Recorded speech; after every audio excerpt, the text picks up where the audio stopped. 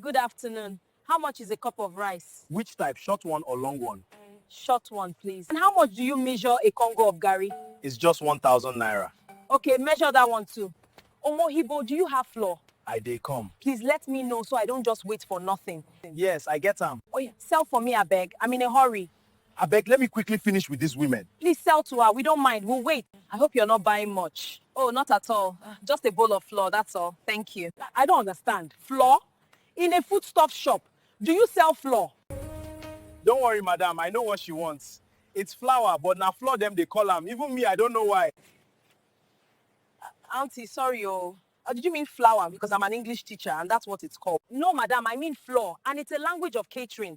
That's how my Oga taught us. And that's what I've known and believe is right. And this has nothing to do with English, maths, or any subject. Catering has its own special language. That's why we have catering school. Special language. Special language for where? Special language for where? Is it not English you speak in catering schools? I don't want to argue with you. There's no point because you people won't understand. There's this other word. Yes, fake. What is fake? What is fake? Yes, so what is fake? I really don't understand this attitude. You're not a caterer. Please face your language and let me face my own. Only those in my field will understand. And all of you will not want to agree that you are wrong, confusing people everywhere. It's you people, caterers, bakers, and home economics teachers that are mostly causing this problem for us. Please, let's take it easy now. It never reached to quarrel. Let me quickly attend to her. Thank you. Hello everyone and welcome back to my channel. Let me ask you a simple question. Have you ever heard someone ask for flour in a foodstuffs shop? Yes, you heard me right. Not flour, floor. And the funny thing is the person asking is usually very confident about it. In the skit you watched, a woman walks in and boldly says, "Do you sell flour?" And immediately confusion starts. But what interested me wasn't the mistake itself. It was the confidence behind the mistake. She wasn't guessing. She wasn't unsure. She believed she was completely correct. Yes, she even said something very interesting. Catering has its own special language. And that statement is actually the heart of today's conversation. In Nigeria, we often confuse what is common with what is correct. If everybody around us says a word a certain way, we assume that's the right way. So flour becomes floor, fork becomes fek, and many others like that. Now, let me be clear. This is not about intelligence or mocking accents. Language is learned through exposure. We speak what we hear. The problem begins when correction feels like an insult. In the skit, the English teacher wasn't rude. She simply asked, "Did you mean flour?" But instead of correction being accepted, it was resisted. Why? Because many of us were taught or we feel that being corrected means being embarrassed, right?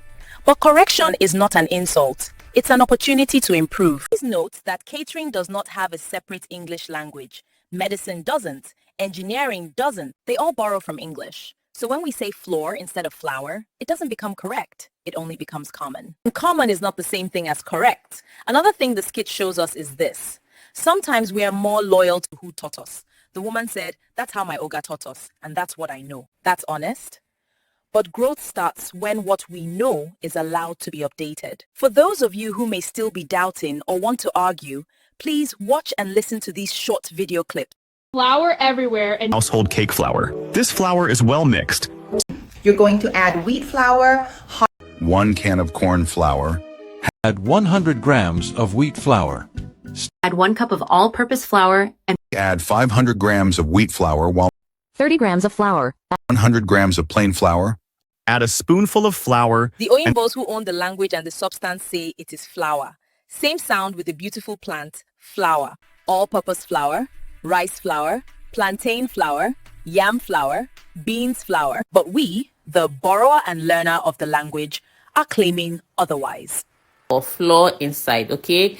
Adding your flour, separation of egg white and egg yolk. So here is a mixture. I am mixing the flour and then the spices together. So this part is where I am putting my flour into my creamed mixture. That is the sugar and the margarine mixture. So after putting the flour, go in with my egg, then add my flour, add my egg, add my flour, add my egg. We call it flour or flour, which means a completely different thing, different object. It's like the Oyimbos coming to tell you how to speak your own language. I know this is possible, but very awkward, right? Now, this next one is quite hilarious, but please don't judge or mock.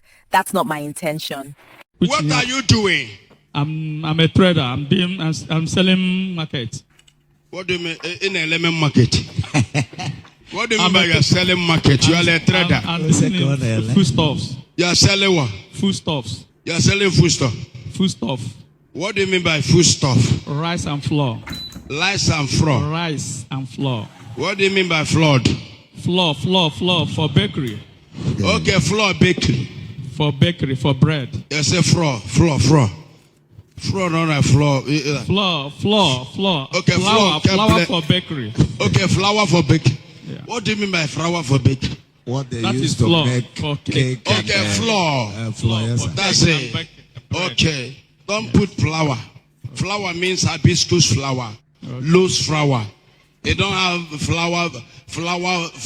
So Oh God, someone actually used that as a soundtrack for their food video, but I was more interested in the sound than the food. If you heard well, you'll notice that that conversation was had in a church, and so the mistakes spread the more, because many people would want to be loyal to their pastors, teachers, or leaders, even if they are wrong. Oh, what a shame. I believe we now know that learning is not betrayal, and correction is not disrespect. So next time someone gently corrects your pronunciation, pause and listen. You don't have to argue. You don't have to defend. Just adjust. Because language is a tool. And tools work best when they're used correctly. Thank you for listening. I'll see you in the next episode. Bye.